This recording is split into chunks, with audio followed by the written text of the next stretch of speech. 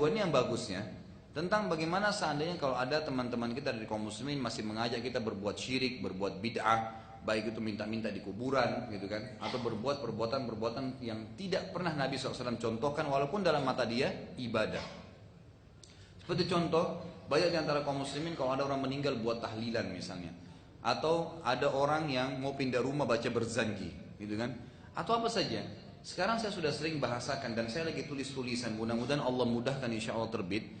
Itu judulnya begini, Kiaiku dan Guruku Muhammad, bagaimana dengan kiai dan guru anda?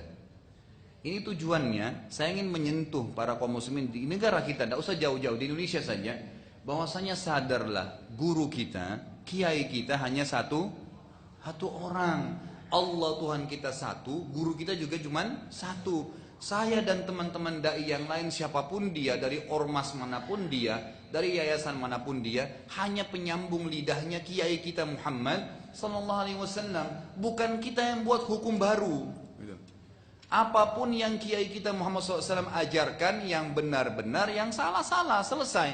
Yang beliau contohin dikerjakan, yang beliau tidak contohin jangan dikerjakan. Kenapa? Karena kalau anda mau mengerjakan apa yang Nabi SAW tidak perintahkan, tidak contohkan, seakan-akan anda sedang berkata, wahai Muhammad SAW, anda tidak tahu, kayak saya lebih tahu.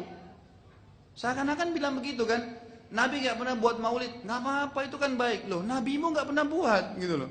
Kiai kita nggak pernah buat, kok kamu buat? Oh ini cuman baik, nggak bisa. Kalau anda muslim yang benar, harus baik di mata kita apa yang Nabi kita dan kiai kita bilang baik.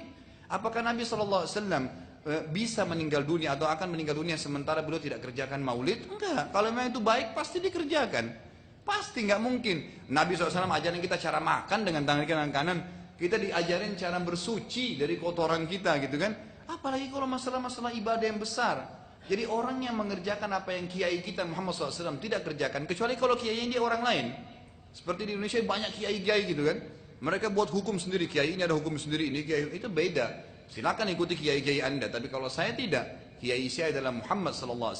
Dan siapapun yang bersyahadat jemaah sekalian, mau dimanapun dia, mau dia di benua Amerika, di benua Afrika, di Asia, di Australia, di mana saja. Di kampung manapun terkecil di muka bumi ini, selama dia syahadat, harus gurunya cuma satu. Tuhannya satu Muhammad SAW, gurunya juga Tuhannya Allah SWT, gurunya Muhammad SAW. Kita punya standarisasi hukum, nggak boleh nggak itu. Baik, kita titipkan coba pesan nasihat kepada teman-teman kita ini. Semoga Allah SWT bisa menyentuh hati mereka. Kalau kita tanya, saudaraku, wahai ukhti dan akhi, kayak anda melakukan tahlilan, apa tahlilan? Itu adalah zikir kepada Allah SWT. Baik, saya ingin tanya, pernahkah anda bisa datangkan kepada kami riwayat bahwasanya susunan tahlilan yang anda susun itu pernah Nabi SAW sebutkan? Susunannya seperti yang anda buat itu.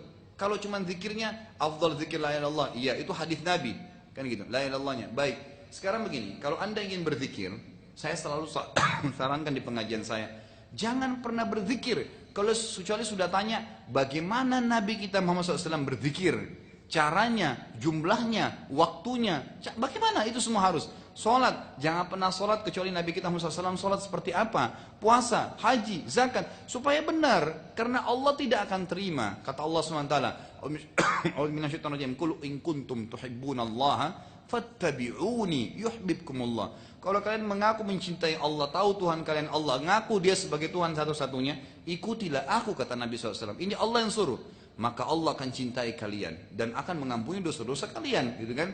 Kalau enggak maka akan salah, akan keliru. Sekarang semua substansial ibadah, saya pernah berikan gambaran. Ini Tuhan kita Allah lingkarin, Allah Tuhan kita. Yang menyembah Allah kafir, yang mempartisipasikan Allah dengan makhluknya syirik, enggak boleh. Untuk berhubungan dengan Allah Zat yang kita sembah satu-satunya yang menciptakan semua ini, itu cuma ada satu cara, enggak ada yang lain. Di bawahnya Allah ibadah. Ibadah ini dengan segala substansialnya, sholat, puasa, zakat, haji, takziah, ziarah kubur, berzikir, apa saja, bakti dengan orang tua, semuanya harus seperti yang Allah mau, bukan yang anda mau. Nggak bisa. Kalau seperti yang kita mau masing-masing itu pasti akan nyimpang. Harus nyembah yang Allah mau. Kita kerja di satu perusahaan, harus ikutin pimpinan perusahaan yang punya, nggak bisa mau kita sebagai pegawai. Kalau sebagai pegawai kita maunya, maka pimpinan perusahaan nggak usah ada, gitu kan? Tapi harus gitu. Kita sebagai orang anak di rumah ngikutin peraturan orang tua. Kita mengikuti peraturan orang tua. Nggak bisa kita yang harus mengatur orang tua kita. Dia yang punya rumah, dia orang tua kita yang melahirkan kita. Kita ikutin peraturan dia. Kurang lebih seperti itu. Jadi ibadah harus seperti yang Allah mau. Bagaimana supaya seperti Allah mau? Harus ikuti buku pedomannya. Ada Al-Quran sudah diturunkan, ada Rasulnya.